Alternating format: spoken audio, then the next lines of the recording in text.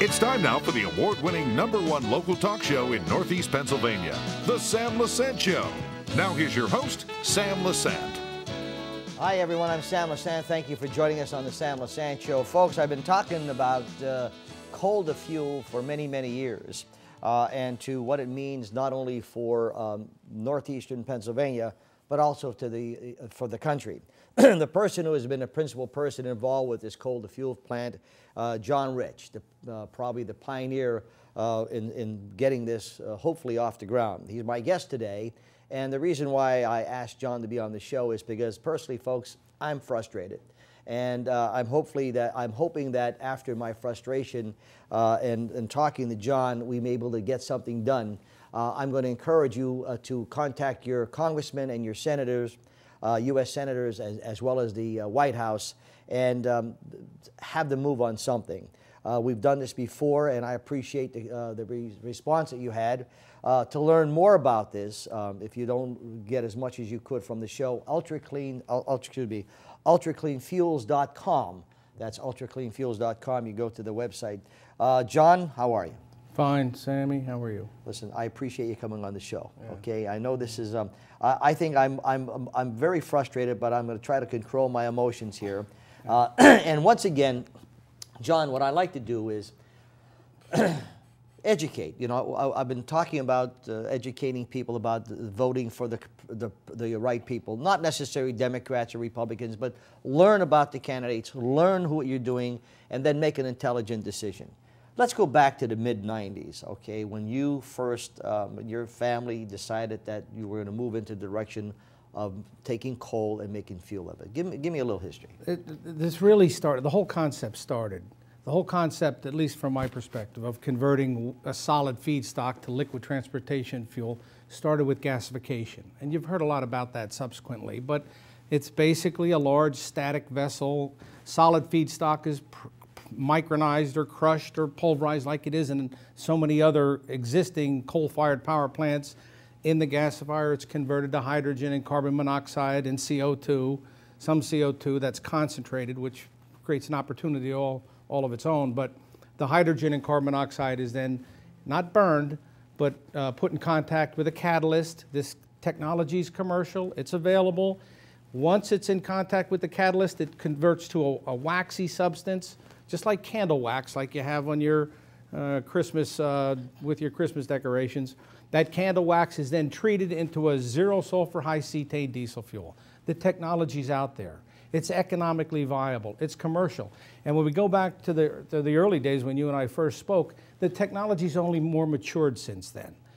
There's know-how out there, there's commercial technology out there to take solid feedstocks. Waste coal is what we've always talked about. It could be clean coal, it could be run-of-mine coal, it could be washed coal, it could be biomass. Over in Holland, they're micronizing and processing chicken manure. But there's other biomass feedstocks that mitigate CO2 entirely. But the net effect is a zero sulfur, high cetane, clear liquid transportation fuel. That's what this country needs. That's where the job opportunity is. Now, let's go back a little bit, okay? Because you see, to me, this sounds so simple, and maybe I'm an idiot, and maybe I can't understand things, okay? Now, here is a project that you've been working on, and it's been proven in South Africa. They're doing it in South Africa. In fact, correct me if I'm wrong, when you started this project and you had many people from Washington coming in, you also had people from China come in, correct? Now, they came in, and probably about 3 years ago, was it 4 years ago, when China, when the people from maybe more like 5 years ago. 5 years ago, they came in here and they talked to you. What was that meeting like? What were they looking for? They came in here. They came in to take our. We were out at that time out in front on this, incidentally, and the Chinese came in and on two separate occasions from Shenhua Coal Company, the largest coal company in China, wanting to understand our approach, and I was relatively candid with them. But the approach is simple: gasify, then liquefy the syngas into a transportation fuel. Now go on the internet, and they're moving ahead with the construction. This is the point. The point is they came here, they saw what could be done, and now they're doing it in China.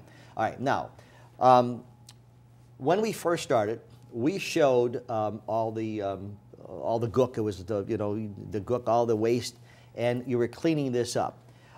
When people think of coal, not particularly here in northeastern Pennsylvania, or people who are around coal understand what you can do for the environment, not really realizing also that it is not that easy anymore to strip coal without all permits and bondings and everything that you have to satisfy the state and the U.S. government with. Am I correct? Oh, no, well, I mean, the regulations are, there's one obstacle, it seems, after the next, and there's a great deal of uncertainty now with the regulations, the way they're being proposed. But the idea here is you take the waste coal, which is a hydrocarbon, and you produce from that feedstock hydrogen and carbon monoxide primarily, okay? Now that then becomes, those molecules become liquid transportation fuels that can go into the existing distribution infrastructure, into the existing vehicles. No vehicles have to be changed. We demonstrated that with a vehicle we drove to St. Louis. In the meantime, the CO2 is concentrated. The CO2 then can be sold into the Northeast. We've worked these issues all out. There's a big market for CO2 in the beverage sector. It goes into soda. There's an industrial application for CO2. You see the vessels going down the road. The irony is much of that CO2 comes from wells that are actually drilled for in southern West Virginia, out in the Midwest, where they actually take CO2 out of the ground to market it. I'm saying use a byproduct CO2 and cap those type of wells, and you're not adding any more CO2 to the atmosphere, if and to the extent it's the problem people say it is. I frankly don't believe it when CO2 only represents less than 0.3% of the atmosphere for starters.